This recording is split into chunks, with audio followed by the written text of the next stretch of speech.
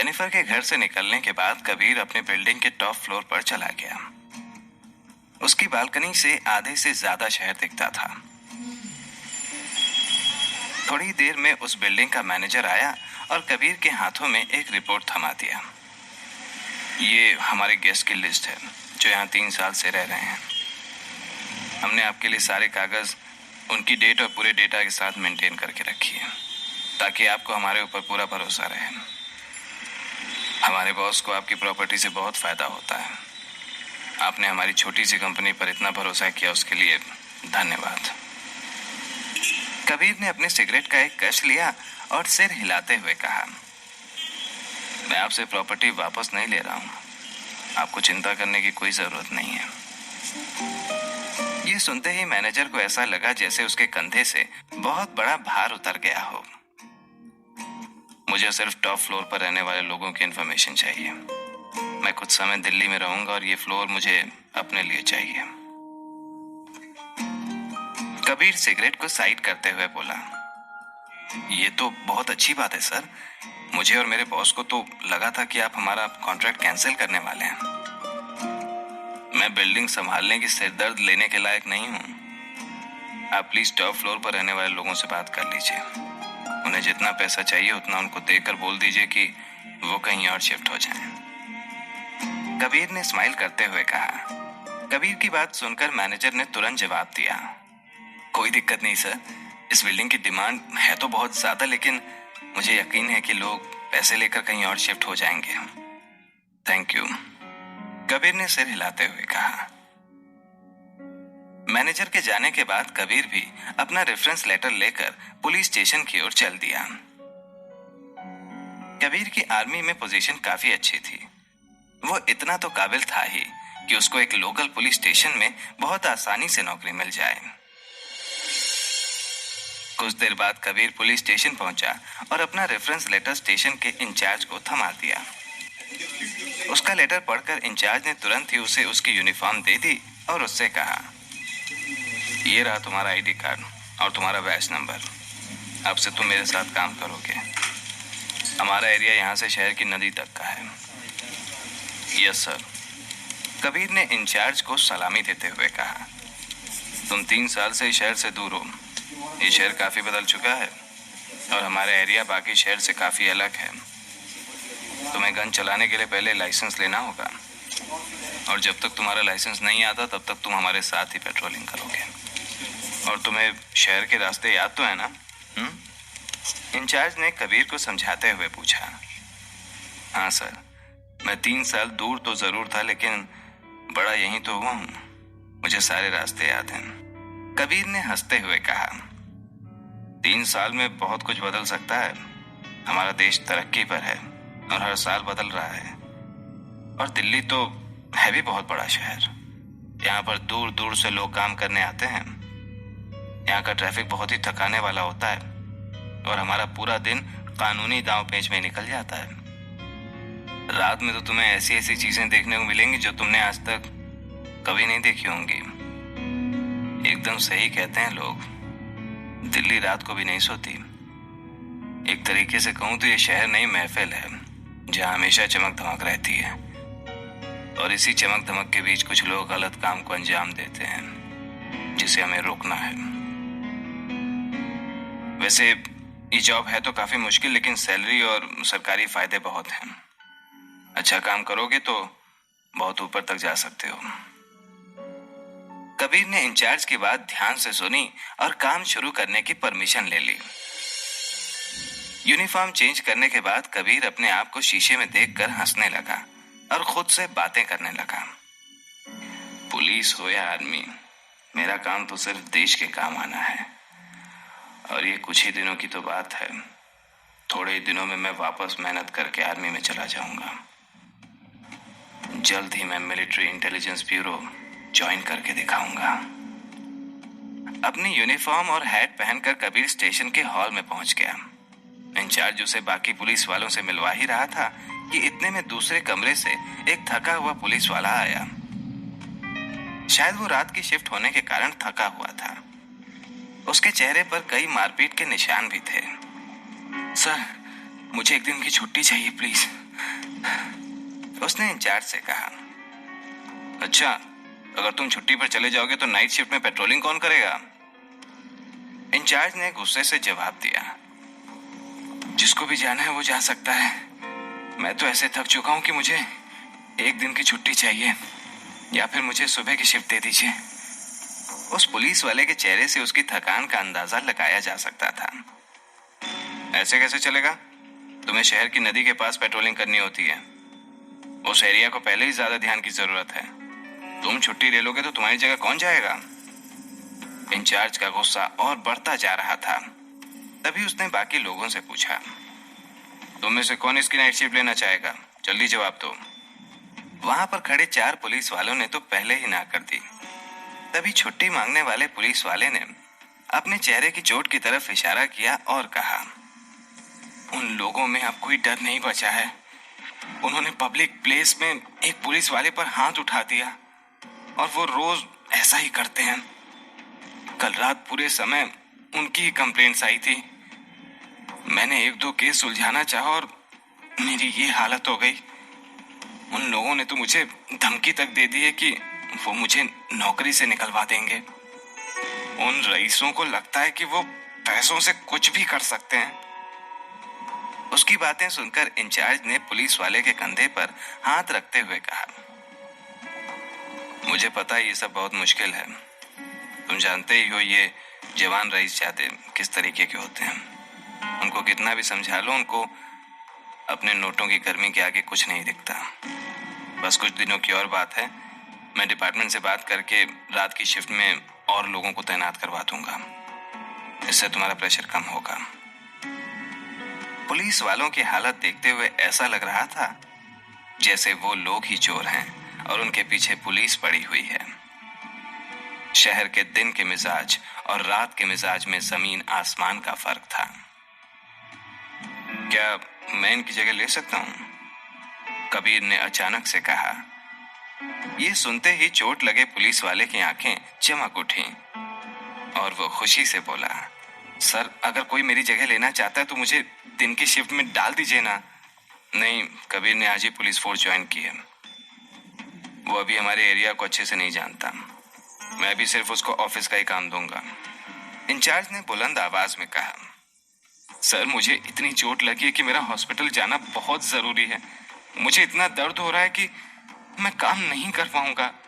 मेरा डॉक्टर को दिखाना बहुत जरूरी है सर। सर मुझे आज या कल ये काम तो करना ही है। आप चिंता मत कीजिए, मैं ये काम कर लूंगा। उस पुलिस वाले की बात सुनकर कबीर ने कहा। कबीर की बात सुनते ही घायल पुलिस वाला कबीर के पास आया और उसका कंधा थपथपाने लगा। तुम फिक्र मत करो, जब मैं ठीक हो जाऊंगा तो तुम्हें एक अच्छी जगह पर डिनर पर लेके जाऊंगा। इस बात पे कबीर ने हल्का सा मुस्कुरा दिया। कुछ देर बाद उसने इंचार्ज से कहा, सर मैं इसी शहर में बड़ा हुआ हूँ। मुझे रात में पेट्रोलिंग करने में कोई दिक्कत नहीं होगी। और मैं अकेला थोड़ी हूँ, मेरे साथ और पुलिस वाले भी तो होंगे। ठीक है। इंचार्ज अब और बहस नहीं करना चाहता था, लेकिन उसने बाकी पुलिस वालों को कहा, कबीर अभी नया है और उसे बहुत सारी बातें नहीं पता, तो ये आप लोगों का काम है कि आप उसका ध्यान रखें। समझ गए? सबने इंचार्ज की बात में हामी भरते हुए सिर हिलाया। इस सब के बाद सब अपने अपने काम पर चले गए। कुछ रात की तैयारी में सोने चले गए और जिनको भूख लगी थी वो सब स्टेशन के पास की कैंटीन में खाने चले गए।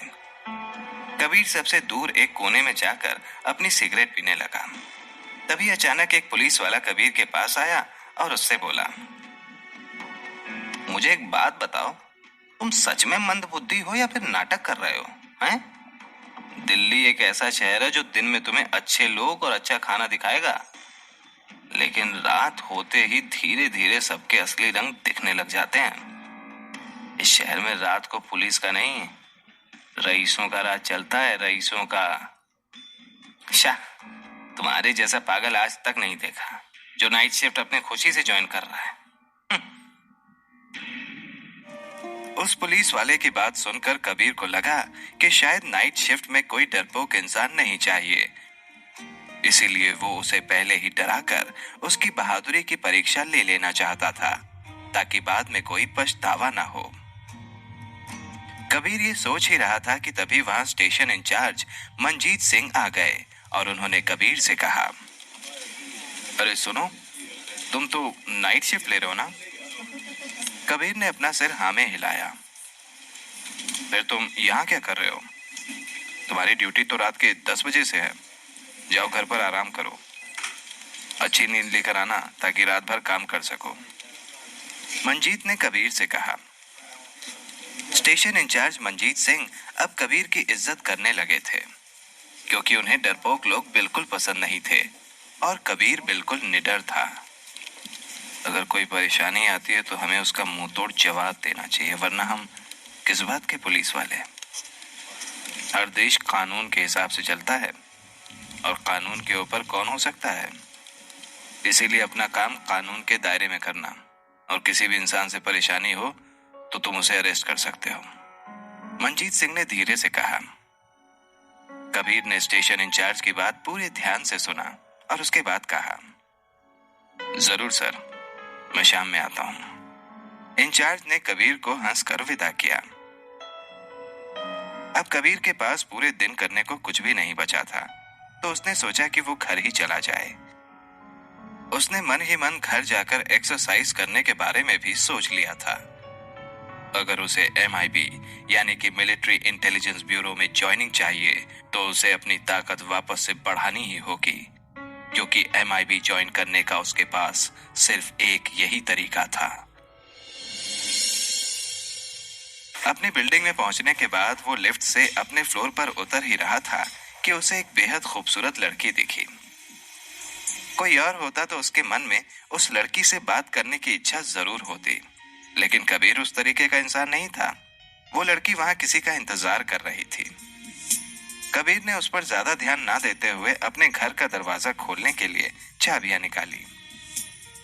वो गेट खोलने ही वाला था कि वो लड़की चिल्लाई, तो तुम ही हो वो शख्स जिसकी वजह से मुझे यहाँ से निकाला जा रहा है? कबीर को समझ नहीं आ रहा था कि आखिर वो कहना क्या चाह रही थी। आप मुझसे बात कर रही हैं? लड़की ने गुस्से से कहा। तुम्हारे अलावा यहाँ और कौन है? उतनी देर में वहां बिल्डिंग का मैनेजर भी पहुंच गया। वो लड़की मैनेजर को देखकर और बहस करने लगी। उस लड़की ने एक सफेद शर्ट और उसके साथ नीले रंग की जीन्स पहनी हुई थी। वो देखने में काफी कोमल और नाजुक सी दिख रही थी। कबीर ये सब सोच ही रहा था कि उस कोमल सी लड़की ने कबीर को धक्का देकर जमीन पर गिरा दिया। ये देखकर कबीर चौंक गया।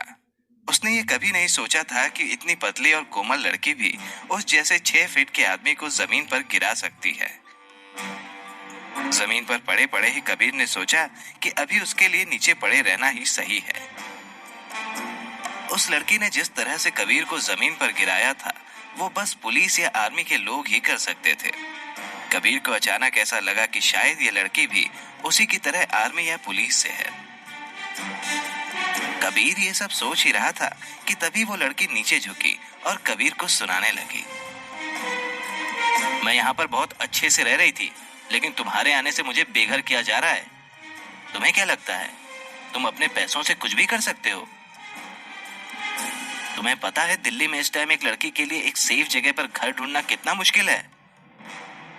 मैं यहाँ पर तुमसे पहले से रह रही हूँ।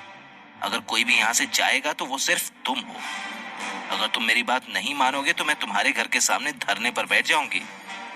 अगर चैन से रहना चाहते हो तो कहीं और घर ढूंढो, समझे?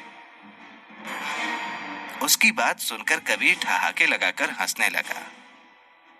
मैंने कौन सा जोक मारा है जो तुम्हें इतनी हंसी आ रही है? हाँ? उस लड़की ने गुस्से से पूछा। इतना सुनते ही कबीर ने अचानक उस लड़की को पटकने के लिहाज से एक जोर की ताकत लगाई। उसने सोचा कि आखिर पुलिस वालों को उनके ही अंदाज में जवाब देना चाहिए। कबीर के इस अचानक हमले से वो लड़की घबरा गई और अपने आप को बचाने की कोशिश करने लगी, लेकिन कबीर की ताकत के आगे वो कमजोर पड़ गई और धड़ाम से गिर गई। कबीर ने पूरी कोशिश की थी कि उसे ज्यादा चोट ना पहुंचे, क्योंकि अगर कबीर अपनी सारी ताकत का इस्तेमाल करता तो वो लड़की जमीन पर नहीं सीधा हॉस्पिटल पहुंच जाती। कबीर ने अपनी शर्ट को झाड़ते हुए कहा, अगर ये तुम्हारा हेलो बोलने का स्टाइल है तो मैं भी ऐसे ही हेलो बोलूंगा। ये बोलकर वो अपने घर के अंदर चला गया। जैसे ही वो अपना दरवाजा बंद करने लगा कि वो लड़की अचानक से दरवाजे के बीच में आकर खड़ी हो गई। मैं यार रहने आया हूं, तुमसे या किसी और से लड़ने नहीं, समझी तुम? तुम्हें कोई परेशानी है तो मैनेजमेंट के पास जाओ। अपने सामने यूं उस लड़की को देखकर कबीर ने उससे कहा, लेकिन इस समय दिल्ली में मुझे कोई घर नहीं देगा। तुम्हें नहीं पता क्या, एक लड़की ऐसे ही किसी भी घर में नहीं जाके रह सकती।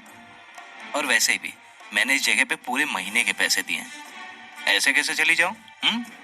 देखो ये तो गलत है, उस लड़की ने कबीर से कहा। उसका टोन अब हल्का सा चेंज हो गया था। जहां तक मुझे पता है यहाँ के मैनेजमेंट ने तुम्हें 2 गुना रेंट वापस किया है, वो काफी नहीं है क्या? कबीर ने उससे पूछा। अरे यार मुझे पैसे नहीं चाहिए, मुझे बस यहाँ से मत भेजो। इस समय मुझे कोई भी घर नहीं देगा और ये जगह मेरे ऑफिस से बहुत पास है। मैं इतने कम टाइम में कहाँ ढूंढूंगी घर? वैसे एक बात बताओ, तुम पागल वागल हो क्या? इस फ्लोर पर 4 फ्लैट हैं और तुम्हें चारों फ्लैट चाहिए। तुम अकेले रह के इतने बड़े घर में क्या करोगे? अच्छा सुनो, एक काम करो, मुझे एक कमरा दे दो, मैं तुम्हें उसका रेंट दे दूंगी।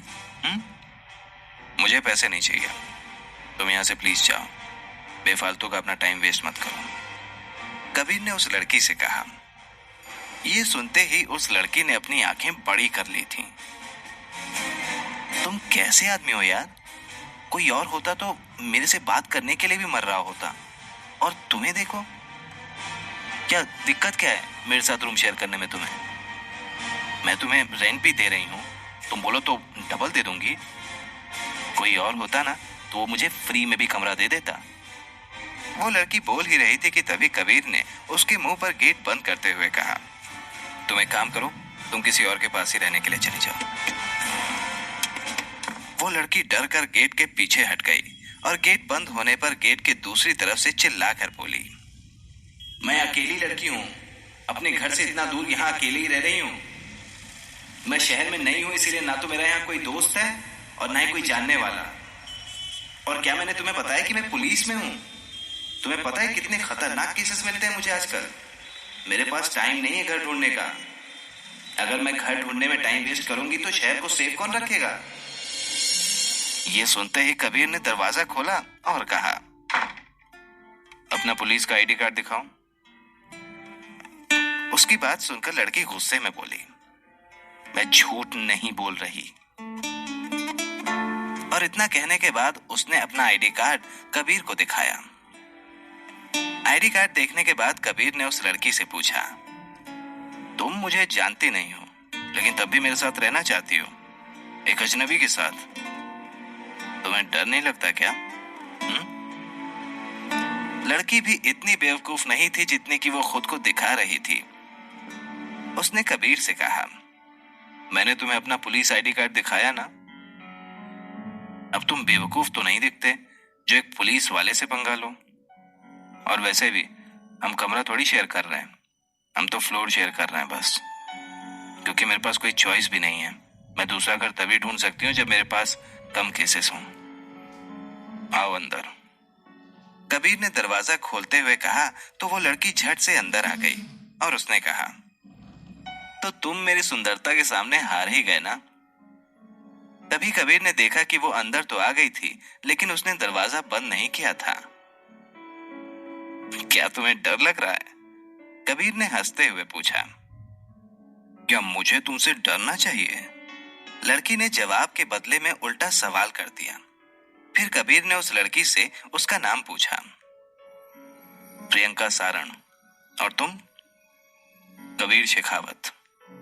अच्छा, अगर तुम डर नहीं रही हो तो गेट क्यों नहीं बंद कर रही हो? प्रियंका ने कबीर की नजर को परख लिया था। वो अब तक समझ चुकी थी कि कबीर बाकी आदमियों के जैसा नहीं था, वो अलग था। दरवाजे की तरफ जाकर प्रियंका ने दरवाजे को बंद कर दिया और कबीर को देखने लगी। मैं पुलिस वाली हूं, मैं तुमसे क्यों डरूंगी? कर दिया गेट बंद। ठीक है, तुम रह सकती हो यहाँ, कोई भी कमरा चुन लो और तुम्हें रेंट देने की भी कोई जरूरत नहीं है, लेकिन सिर्फ एक शर्त पर। कबीर ने प्रियंका से कहा। शर्त? कैसी शर्त? प्रियंका ने पूछा। तुम्हें पूरे घर की सफाई करनी पड़ेगी, तुम्हें पूरे घर की सफाई करनी पड़ेगी। कबीर के पास अपनी ट्रेनिंग और नाइट शिफ्ट के बाद घर साफ करने का वक्त नहीं था। उसने सोचा कि क्यों ना एक तीर से दो निशाने लगा लिए जाएं।